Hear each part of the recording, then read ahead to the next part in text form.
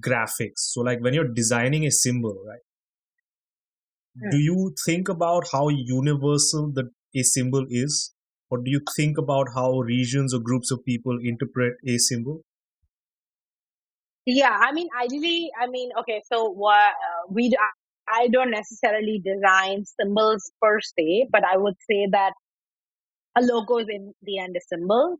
So like Yes. it has to be universal. It can't have like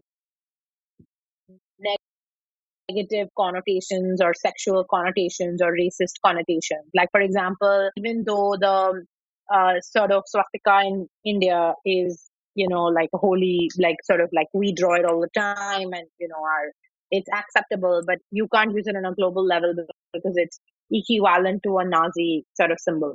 Yeah. So you need to understand, like, so when you work on global brands, I mean, I work for a global company wherein like about 50 countries in the world. And when you think of that scale, then we also have like questionnaires that go out. So we send it out to people and be like, does this have any sort of negative conflict in your country? Because it's a global brand. I mean, Mhm. for the example, like if you're going to be launching like a telecom brand, Yeah. a global telecom Yeah. brand, or like you're going to be launching, then you need to understand, or like if you're going to be launching an oil and gas company, Yeah. or, then you can't, I mean, BP is a great example.